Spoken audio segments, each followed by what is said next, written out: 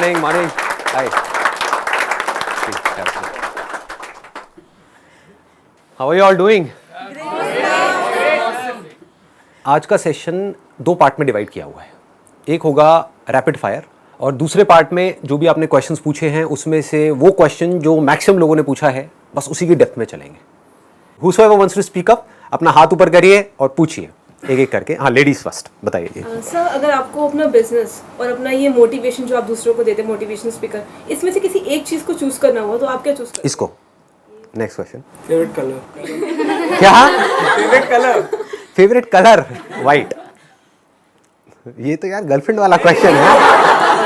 Colour एक perception होता है, मतलब I am from animation background से हर एक कलर. अच्छा, ठीक है, उसके अकॉर्डिंग कि भाई मैं क्या सोचता हूँ क्या नहीं. Exactly. Being like everybody is good or being very different individual is good, which is better for our growth. जब आप सबके साथ हो तो आपको सबके जैसा रहना है. उस टाइम पे अगर आप ज़्यादा अपने आप को इंडिविजुअल दिखाने की कोशिश करोगे, अपनी इंडिविजुअलिटी को ज़्यादा दिखाओगे तो आप लोगों से कट जाओगे. लेकिन जब आप अकेले में कुछ सोच रहे हो then you need to think about deeply about your individuality, because वहीं से आपको स्ट्रेंथ मिलेगी लाइफ में फोकस्ड रहने की. बिकॉज जब हमको क्लियर पता होता है कि मैं ये हूँ और उसके हिसाब से मैं काम करने वाला हूँ, चाहे वो काम मुझे अभी नहीं भी आता है लेकिन आज नहीं तो कल आ जाएगा. सर, ऑरा जैसी कोई चीज होती है? कोई है जो सोच रहा है, जो बोल रहा है, जो कर रहा है, तीनों एक है. रत्ती भर भी फर्क नहीं है, यानी कि कहीं झूठ की कोई गुंजाइश ही नहीं है. उसको ऑरा बोलते हैं. Most of us here have reached that level where parents will be pressurizing for marriage, and then you need to decide that whether it's your career, whether it's your marriage stuff. Apparently, what should you choose if it's not possible, impossible, literally impossible to find out a balance between both of them? आपकी priority है. किसी के लिए career ज़्यादा important है, किसी के लिए मैरिज ज़्यादा इंपॉर्टेंट है. हर इंसान अपने आप में अलग है. Whatever your priority is, you should choose that, not what my priority is. शादी के लिए कैसे लड़की चूज करनी चाहिए? शादी के लिए कैसे लड़की चूज करें? लड़कियों को देखो, उनसे बात करो. सर, आपका सोर्स ऑफ मोटिवेशन क्या है? मेरा सोर्स ऑफ मोटिवेशन कुछ भी नहीं है. इनफैक्ट मेरी लाइफ में मोटिवेशन नहीं है, मेरी लाइफ में इंस्पिरेशन है. लोग ये वर्ड बहुत ज़्यादा यूज़ करते हैं, मोटिवेशन मोटिवेशन मोटिवेशन. मेरे लिए motivation is like a temporary feeling. जैसे आपने मेरी कोई वीडियो देखी, आपको एक अच्छी फीलिंग हुई, उसको मोटिवेशन बोलते हैं. इंस्पिरेशन इज समथिंग, बुरी फीलिंग्स भी अंदर हो रही हैं, then also you are going आगे आगे आगे आगे लाइफ में बढ़ते चले जा रहे हैं. तो अब सवाल ये उठना चाहिए कि इंस्पायर्ड कैसे हूँ. मैं वैसे थोड़ा सा डीपली टच कर रहा हूँ because this is a very very important point to be understood, कि हमेशा चार्ज अप कैसे रहें लाइफ में, माइंड पूरी तरह से एक्टिव कैसे रहें, अंदर से इंस्पायर्ड कैसे रहें. उसके लिए क्या करना है कि अपना जो आपका नजरिया है मेरे सेशंस देखने का उसको बदल दो.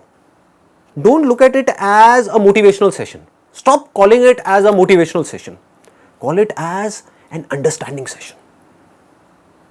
There are lot of people जो मुझे मिलते हैं, वो ये सवाल पूछते हैं, सर अब हमारी जो और जो थी आदतें वो तो छूट गई है लेकिन आपके सेशन देखने की आदत पड़ गई है. कई लोग मिले हैं मुझे, कहते हैं अब इससे कैसे पीछा छुड़ाएं. मैंने कहा बे घोचू, मेरे सेशंस क्या है? This is all about wisdom. Wisdom किस लिए चाहिए? ताकि आप इस पूरे खेल में रहते हुए इस खेल से बाहर निकल सको. आप समझ गए कि अगर मेरे सेशंस को आप ऐसे देखोगे कि लाइफ को मुझे बारीकी से समझना है, इसलिए मैं इनके सेशंस देख रही हूं या इसलिए मैं इनके सेशंस देख रहा हूं, और एक बार अगर आपको खेल समझ आ गया तो आप अपने आप ही इंस्पायर्ड हो जाओगे. फॉर एग्जाम्पल, आपको नया गेम खेलते हो, जब तक आपको खेल नहीं समझ आता है तो आपको डर भी लगता है अंदर फील्ड में जाने से. आपको लगता है मैं आउट हो जाऊंगी, मैं नहीं खेल पाऊंगी. आपको खेल समझ आ गया तो क्या आप चाह करके भी अपने आप को खेल खेलने से रोक पाओगे?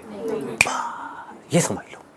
तो जो जिंदगी का खेल है ना, ये अगर एक बार आपको समझ आ गया, बिजनेस का खेल समझ आ गया, काम का खेल समझ आ गया, रिलेशनशिप्स का खेल समझ आ गया मेरे सेशंस को देख देख करके, तो फिर आपको खेलने में मजा आने लग जाएगा.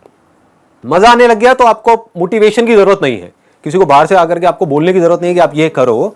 आप इंस्पायर्ड हो गए, देन आप तेजी से आगे बढ़ते चले जाओगे. जैसे ही नीचे गिरोगे, नॉर्मली क्या होता है जब हम नीचे गिरते हैं तो नीचे गिरते ही चले जाते हैं. तो जैसे ही नीचे गिरोगे, अगर आप अंदर से इंस्पायर्ड हो तो इमीडिएटली आपके अंदर से आएगा उठो, और आप उठ करके खड़े हो जाओगे. Come on, get up, It means inspiration is Instant. long term.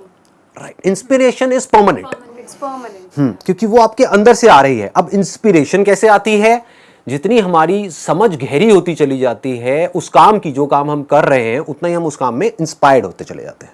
कि अगर आप खाना बना रहे हो तो बड़े प्यार से बना रहे हो, समझ करके बना रहे हो, है ना, then you are inspired for cooking. But अगर ऊपर से बना रहे हो पेट भरने के लिए, दैट इज लाइक, वहां पर मोटिवेशन चाहिए। कोई बंदा भूखा होगा, वो कहेगा यार खाना बनाओ ना, क्या हुआ खाना नहीं बना अभी तक? हाँ बना रही हूँ। ठीक है जी, आगे बढ़ते हैं। आपका स्पिरिचुअलिटी की तरफ रुझान कैसे आया and how do you stick to it कि आप उसके मतलब क्या होता है कि ये लेवल्स होते हैं हमारे अलग अलग।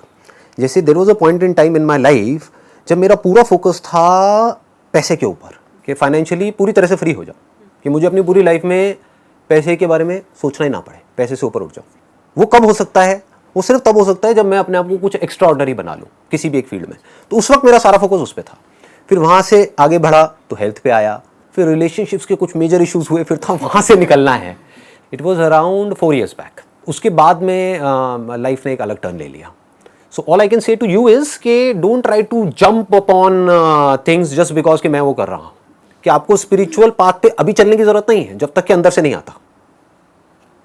अभी अगर आप एक स्टूडेंट हो, या अभी आपका जो लाइफ का पूरा फोकस होना चाहिए वो होना चाहिए कि अपने करियर को पूरी तरह से स्टेबल किया जाए, या फिर अपने करियर में एक्स्ट्रा ऑर्डिनरी बना जाए। और आप बैठ करके सेल्फ इंक्वायरी कर रहे हो, वो एम आई ये हूँ, तो अपना यहाँ के रहोगे ना वहाँ के रहोगे। इसको अच्छे से समझ लो। अभी इस पॉइंट पे आपकी लाइफ की जो सबसे बड़ी प्रॉब्लम है उसको पहले आपको आइडेंटिफाई करना है, उसको सोल्यूशन निकालना है। आपकी लाइफ में जो भी प्रॉब्लम आज है, वहां से लेकर के जो भी आने वाले 20 साल तक, 50 साल तक आने वाली है, उन सबके सॉल्यूशंस मेरे सेशंस में मिलेंगे आपको।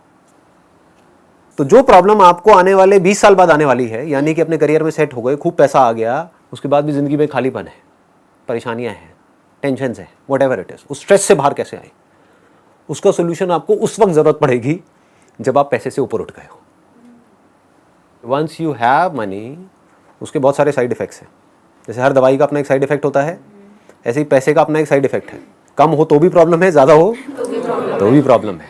फॉर एग्जाम्पल, आज से बहुत साल पहले एक जेन्युइन प्रॉब्लम थी इंसान के लिए कि जो और जानवर थे वो इंसान से ज़्यादा ताकतवर थे और इंसान के ऊपर अटैक हो रहे थे, शेर के, चीते के और बहुत सारे जानवरों के। तो इंसान ने क्या किया? वेपन्स बनाए, पत्थर के वेपन्स बनाए, फिर धीरे धीरे लोहे के वेपन्स बनाए जिसको तलवार बोलते हैं, फिर गन्स बनाई। अब क्या बन गए? Nuclear weapons. Do we need nuclear weapons? Weapons बनाए थे एक प्रॉब्लम को सॉल्व करने के लिए। वो प्रॉब्लम अब कहां है? आप यहां पर आ रहे थे, कोई शेर पीछे भाग रहा था आपके, कोई भालू पीछे पड़ा था, आज किसी वेपन की जरूरत है? कुत्ते पीछे पड़ रहे थे। कुत्तों को टैकल करने के लिए प्यार की जरूरत है। अब ध्यान से समझो क्या हो रहा है, यहां तक पकड़ में आ रही है बात? इंसान शुरू तो हो गया, उस वेपन्स को बनाने का काम तो उसने शुरू कर दिया, अब वो रोक नहीं पा रहा है अपने आप को ना। इंसान को ये नहीं पता है कि अपने आप को रोके कैसे। और आज इंसान के लिए सबसे बड़ा खतरा क्या है? वही वेपन्स है। सोचो जो न्यूक्लियर वेपन्स है वो किसी टेररिस्ट ऑर्गेनाइजेशन के हाथ में आ जाए तो क्या हो सकता है? तो इन शॉर्ट, हम पैसा कमाना शुरू करते हैं इसलिए कि हम खुश हो पाए, लेकिन फिर जब पैसा आता है तो हमारे दुख की सबसे बड़ी वजह पैसा बन जाता है। मतलब क्या होता है कि एक रियल प्रॉब्लम होती है जिसका हम सॉल्यूशन निकाल रहे होते हैं, फिर सॉल्यूशन निकालते निकालते वो सॉल्यूशन खुद एक प्रॉब्लम बन जाता है। बस ये हमको समझना है। तो अगर हमने उस प्रॉब्लम का सॉल्यूशन निकाला और वहीं रुक गए तो कोई प्रॉब्लम नहीं है। कि मतलब अभी आप मानो एक बहुत ही खराब कंडीशन में हो, मतलब एक ऐसे एरिया में रह रहे हो जहां पर चारों तरफ गंदगी है, बिजली की प्रॉब्लम है, रेंट की प्रॉब्लम है, ये सब रियल प्रॉब्लम्स है। इसका सॉल्यूशन क्या है? पैसा। आपको पैसा चाहिए वहां से बाहर निकलने के लिए, एक ठीक ठाक लोकेलिटी में जाने के लिए जहां पर एटलीस्ट साफ सफाई हो, एक पीसफुल सी आपको लाइफ मिले। अब क्या होगा? वहां पर तो पहुंच जाओगे, लेकिन अब भी आप पागलों की तरह आगे भागे जा रहे हो एंडलेसली। वो आगे भागने की वजह से अनलिमिटेड नई प्रॉब्लम्स खड़ी हो जाएंगी।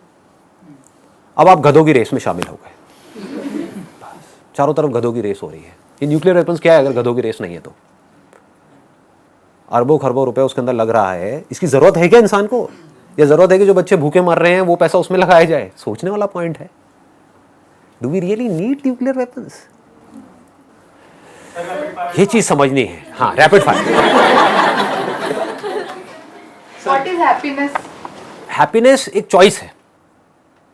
ये एक बहुत बड़ी गलतफहमी है लोगों को कि हैप्पी होने के लिए मुझे ये करना होगा, वो करना होगा, whatever it is. In this particular moment, if you want to be happy, choose to be happy and you are happy.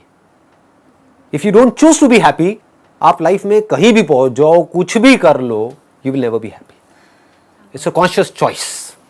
You need to decide right now. अभी डिसीजन लिया कि मुझे खुश होना है, मैं खुश हूं।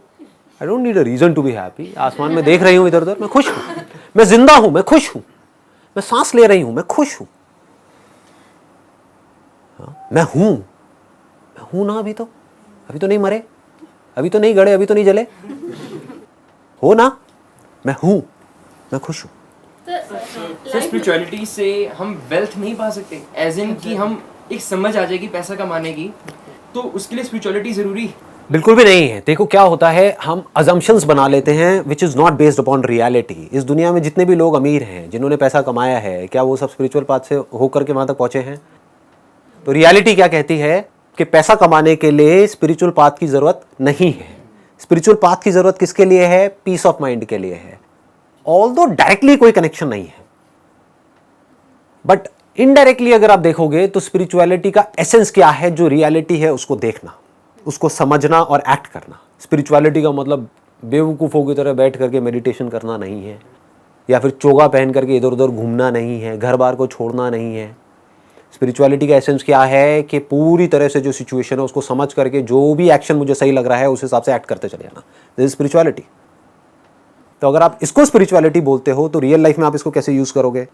जो भी आप काम कर रहे हो उस काम को बारीकी से समझ करके अगर आप करोगे तो आपके सक्सेसफुल होने के चांसेस बहुत ज़्यादा बढ़ जाएंगे। सर ये फोकस मेडिटेशन से आ जाएगा? नहीं आएगा।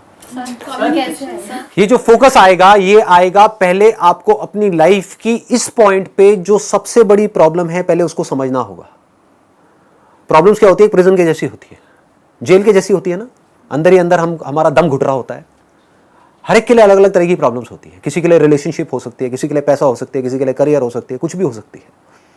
ठीक है, तो आपको पहले समझ आए कि मैं इस जेल में हूं। If you are okay with it, अगर आप कहते हो हाँ ठीक है, मतलब अगर ये है भी जेल तो क्या फर्क पड़ता है, पूरी दुनिया ही जेल में है, how does it make a difference? समझ गए? मेरा पड़ोसी भी तो जेल में है, मेरे वो फूफा जी भी तो जेल में है, उन्होंने तो अपनी पूरी जिंदगी निकाल दी, तो मैं भी निकाल दूंगी, मैं भी निकाल दूंगा, क्या फर्क पड़ता है? अगर ये जवाब आ रहा है तो आप फंसे हुए हो। बट अगर अंदर से ये आ रहा है no I am not okay with it, जैसे मेरी फैमिली में फाइनेंशियल प्रॉब्लम जब थी, मेजर इश्यूज थे, तो मैंने कहा no I am not okay with it, I need to do something, I will not accept it. अगर ये क्लियर हो गया कि मुझे इस प्रॉब्लम का सोल्यूशन निकालना है तो वो सोल्यूशन खुद चल करके आपके पास आता है। ये हमको समझ नहीं आता है। प्रॉब्लम में ही सोल्यूशन छुपा होता है। हर बीमारी का इलाज कहीं बाहर नहीं होता है, उसी बीमारी में होता है। जैसे ही उस बीमारी का कॉज समझ आता है वहीं पर उसका इलाज छुपा हुआ होता है। तो if you can feel the problems that you are going through, आपको समझ आ रहा है कि मैं पढ़ रहा हूं इसलिए नहीं कि मुझे पढ़ करके मेरे घर वाले कह रहे हैं, फॉर एग्जाम्पल मैं पढ़ रहा हूं इसलिए कि मुझे इस कचर पट्टी से बाहर निकलना है, कि माँ बीमार है और माँ के इलाज के लिए पैसा नहीं है। ये क्या है? एक इमेजिनरी प्रॉब्लम है, रियल प्रॉब्लम है? रियल प्रॉब्लम है भाई। तो सबसे पहले अपनी लाइफ की रियल प्रॉब्लम्स आइडेंटिफाई करो, उन रियल प्रॉब्लम्स को बारीकी से ऑब्जर्व करते चले जाओ and ask yourself again and again, am I okay with it or I'm not okay with it? If the answer is I'm not okay with it, find out a solution. There is no problem जिसका solution ना हो। Problem तो endless है, वो तो चलती ही रहेंगी एनी हाउ। मतलब prioritize, it's a good point. Prioritize, वो प्रायोरिटी नहीं है ना हमारी लाइफ में। प्रॉब्लम्स अनलिमिटेड हैं, जिसमें से 99% इमेजिनरी प्रॉब्लम्स हैं। उसको अगर आप बारीकी से देखोगे कि प्रॉब्लम्स की वजह में मर गई तो क्या होगा फिर उसके बाद? मतलब मैं समझा नहीं। मैं मतलब we all have an expiry date ना, हो सकता है कि शायद मैं ये क्या है? अब देखो, बड़ा बड़ा अच्छा इन्होंने क्वेश्चन पूछा है। Is it a real problem और an imaginary problem? Imaginary problem हो सकता है आप ना मरो 100 साल तक भी। ये दुआ नहीं है, वैसे बद्दुआ है। समझ रहे हो? पहले के जमाने में बोलते थे 100 साल तक जिंदा, आज तो बद्दुआ है। इतने पोल्यूशन में 100 साल तक आदमी का क्या हाल होगा? अगर मैं स्पिरिचुअलिटी की बात पर कब चलूंगी, मतलब मुझे नहीं लगता फैक्ट ऑफ लाइफ कि हाँ एक टाइम तो जो आपकी रियल प्रॉब्लम्स है, अगर रुक करके आप तसल्ली से उसको देखोगे ना, फॉर एग्जांपल रिलेशनशिप्स की आपकी प्रॉब्लम्स हैं, रियल प्रॉब्लम्स हैं, अगर अपनी पूरी एनर्जी लगा दी, पूरा फोकस लगा दिया उसको सॉल्व करने में, कुछ दिनों के अंदर अंदर वो सॉल्व हो जाएगी।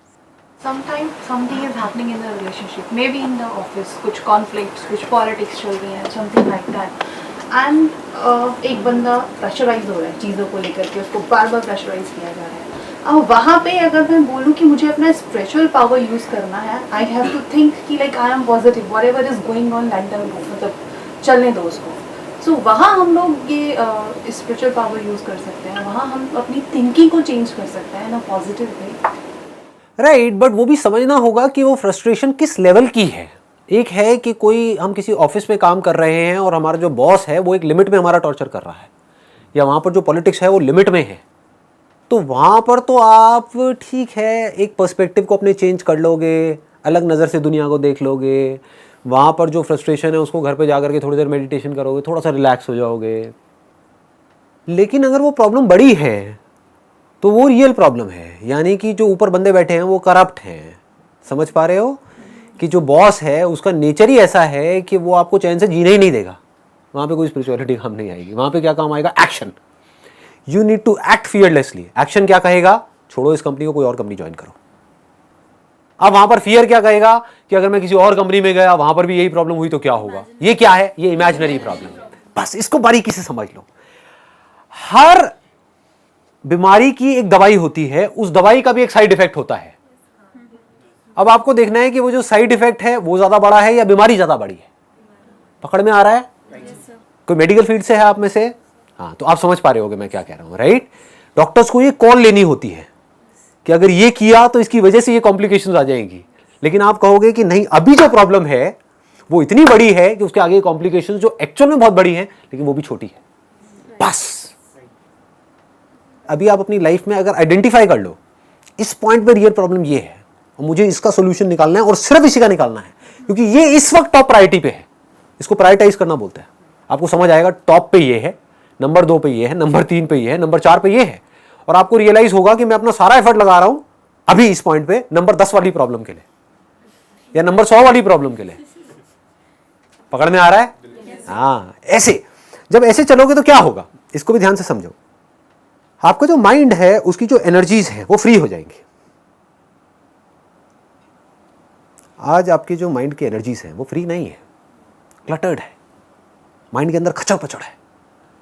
न्यूज़ देखी कोई उल्टी सीधी कहीं पर न्यूज़पेपर में या फेसबुक पे या व्हाट्सएप पे, अब आपको मन कर रहा है उसको जानने का, उसके बारे में सब कुछ जानने का, ये क्या हुआ, कैसे हुआ, क्यों हुआ, व्हाटएवर, उससे आपकी लाइफ ऐसे बेटर होगी। लगाओ दिमाग। ये इंसान का बेसिक नेचर है। अगर मैं यहाँ पे दीवार पे लिख दूं ना कि इसके पीछे मत देखना, सारे जाएंगे देखने के लिए। This is called curiosity. तो इस क्यूरियोसिटी को सही डायरेक्शन देनी है। लाइफ में फोकस क्लियर होना चाहिए, गोल क्लियर होना चाहिए। जब मैं बोलता हूं ना कि अपना काम करो और उसके बाद में अपना 100% लगाओ और उसके बाद में जो भी हो रहा है अच्छा या बुरा उसको छोड़ दो, लोग इसका गलत मतलब निकाल लेते हैं। लोग क्या निकालते हैं? गोल सेटिंग की जरूरत नहीं है, सक्सेस के बारे में सोचने की जरूरत नहीं है। अरे नहीं जी, ऐसा नहीं है। You need to work for success. मतलब कि अपने आप को तैयार कर रहे हो सक्सेसफुल होने के लिए, उसके बाद फेल भी हो गए तो फर्क नहीं पड़ता।